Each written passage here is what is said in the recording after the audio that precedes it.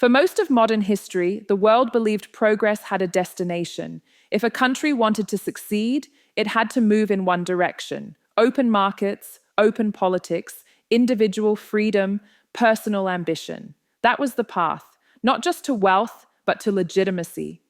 That belief shaped global institutions, foreign aid, education systems, even how success itself was measured. And for a long time, it seemed undeniable. Countries that followed the formula grew richer. Standards of living rose. Entire middle classes emerged where none had existed before. The idea became so powerful that it stopped being questioned. It wasn't just one way forward, it was the only way forward. But something subtle changed over the last few decades. The promise didn't collapse overnight. It thinned, it slowed, it became conditional. In many wealthy countries, progress stopped feeling automatic.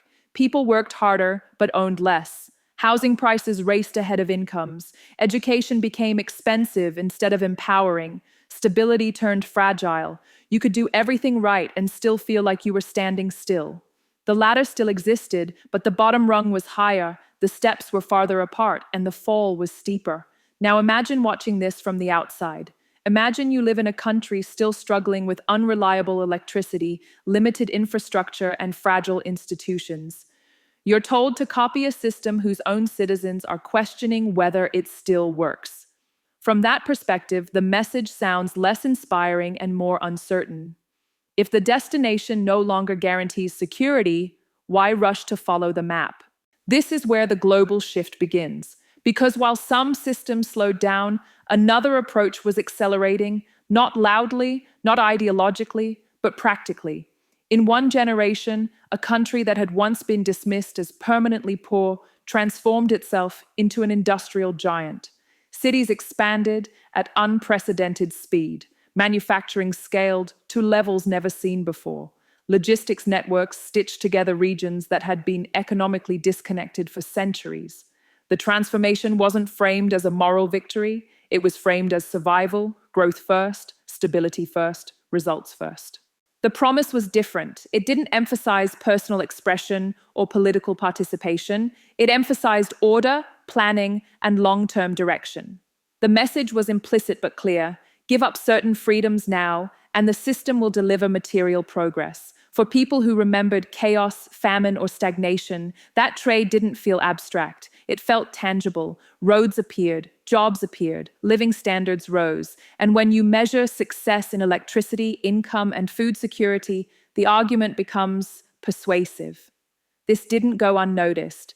Governments across the developing world began to reassess their assumptions. They weren't looking for ideology. They were looking for leverage. They asked practical questions. Who builds faster?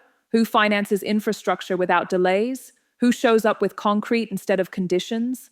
In many cases, the answer wasn't the countries preaching values, it was the ones delivering projects. Speed matters when you're poor. A completed port changes an economy immediately. A functioning power plant transforms daily life. A railway connecting landlocked regions to global markets can lift millions out of poverty in a decade. When leaders face pressure from growing populations and limited time, long-term political theory takes a back seat to immediate outcomes. This doesn't mean people in these countries suddenly stopped caring about freedom or rights. It means priorities shift under pressure. When basic needs aren't met, abstract ideals feel distant. Stability feels urgent. Predictability feels humane. The world isn't abandoning democracy out of belief. It's hedging out of necessity. But every system extracts a cost. The model built on speed and control centralizes power. Decision-making becomes opaque. Surveillance expands quietly. Criticism narrows. Dissent becomes risky. When growth is strong, these trade-offs are tolerated.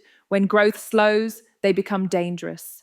A system designed to move fast struggles to absorb frustration. Without channels for feedback, pressure builds invisibly, and slowdowns are inevitable. Demographics change, productivity plateaus, property booms overextend, expectations rise faster than opportunity. When younger generations realize the deal their parents accepted no longer delivers the same security, belief erodes. Obedience without reward feels hollow. Sacrifice without payoff breeds disengagement. What's striking is how similar this disengagement looks across very different societies. In wealthy democracies, young people question whether effort leads anywhere. In controlled systems, young people question whether ambition is worth the risk. In both cases, the response is quiet withdrawal.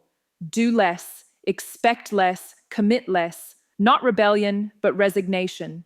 This is the shared fracture few narratives acknowledge. The world isn't divided into believers in freedom and believers in control. It's divided between systems struggling to keep their promises and generations no longer convinced by them. The deeper issue isn't ideology, it's legitimacy. A system survives only as long as people believe it can deliver a future better than the present. When that belief weakens, compliance becomes transactional, loyalty becomes conditional, and narratives lose power.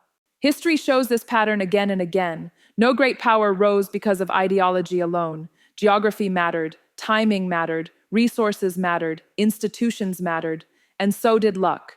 What worked in one place at one time often failed elsewhere.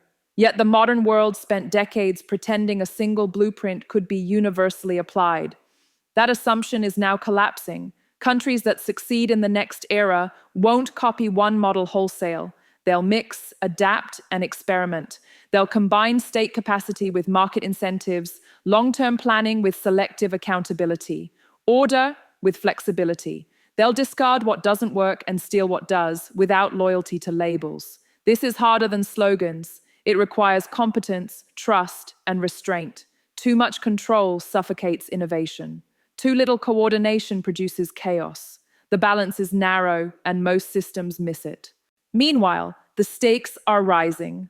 Climate change demands coordination at scale. Automation threatens traditional employment paths. Artificial intelligence concentrates power and rewards speed. Aging populations strain welfare systems. None of these challenges fit neatly into old ideological boxes. They punish rigidity and reward adaptability. This is where the contrast between short-term performance and long-term resilience becomes critical. Systems optimized for speed can dominate early.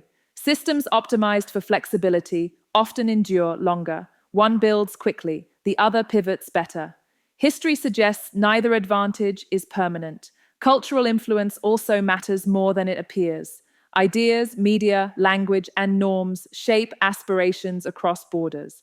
Economic power can fade, but cultural gravity lingers. People imitate lifestyles they admire, not just systems that function. That soft influence quietly shapes migration, education, and innovation flows over decades. At the same time, culture without material delivery loses credibility. Inspiration alone doesn't build infrastructure. Values alone don't keep the lights on. The future belongs to systems that can align meaning with material reality. This is why the current moment feels unstable. Old certainties are fading, new models are unproven. Young people everywhere sense the mismatch between promises and outcomes. They inherit systems optimized for problems that no longer exist and face challenges those systems were never designed to solve. The most dangerous assumption right now is believing the contest has a clear winner. There isn't one, not yet.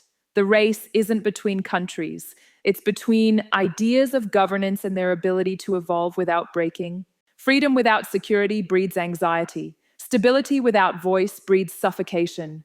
Growth without fairness breeds resentment. Control without legitimacy breeds silence, not loyalty. Every system contains the seeds of its own failure if it refuses to adapt. The next era won't be defined by who builds the tallest buildings or grows the fastest this decade. It will be defined by which societies can absorb shocks, correct mistakes, and renew belief. That process is slow, uncomfortable, and often invisible until it succeeds. What's happening now is not the end of one dream or the triumph of another. It's the exhaustion of old answers, the realization that progress isn't linear, that no system is permanent, and that legitimacy must be constantly earned, not inherited. The world is entering a phase where experimentation replaces certainty, where nations borrow ideas without committing to doctrines, where younger generations reject inherited narratives and demand proof instead of promises. That uncertainty feels dangerous, but it's also an opening. Because the future isn't locked in by ideology. It's shaped by choices, constraints, and adaptation.